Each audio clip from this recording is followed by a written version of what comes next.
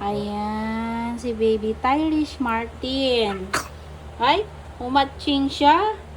Naligo naman na ako eh. Ang cute, ang kinis ng mukha niya, oh. Bilog na bilog. Congrats. Nanganak si mami ng 7:31. 7:31 po. 7:31 PM. Ayan, ang cute ng baby. 3 kilos din si baby nyo. Sakto lang po.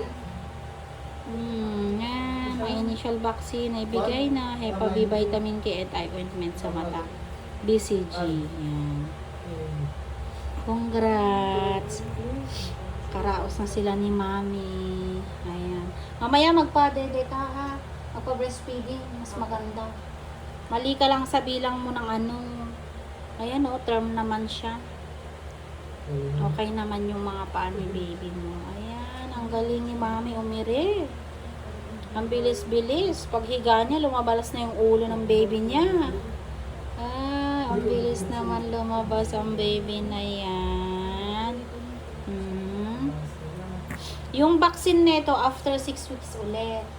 Oh, pwede naman yung health center. Kung gusto mo ipagpatuloy sa health center yung vaccine ni baby mo, yung monthly na niya, hanggang sa mag 1 year old, pwede naman yung health center. Ipakita mo lang yung baby book na ibibigay namin.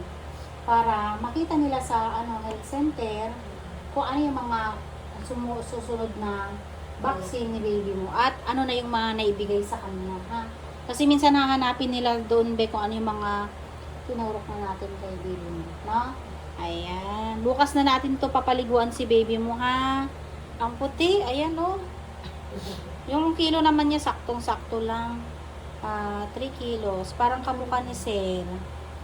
Oh, mukha ni Sir. Hindi mukha ni Mami. Maputi lang naman siya. Tapos makinis. Yan. Ang cute-cute naman nito. Ang bait-bait mo naman. Sana ganyan ka lagi para hindi ka bubuhat-buhatin ni Mami mo. Then, paarawan mo din siya pag nakauwi kayo, ha? Sa umaga, tapos paliguan mo siya araw-araw. Then, tawag dito,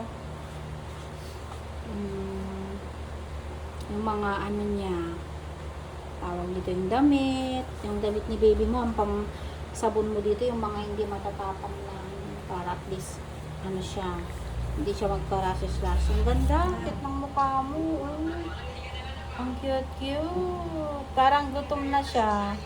Taba ching-ching. Ikaw si Taba ching-ching. Ang cute-cute niya. Oh. Super cute. Ang puti. Ang cute. Oo, mahaba din siya. May balot din siya, ma. May balot din ang baby niyo. Ang cute, oh. Mahaba. May balot. Ayan.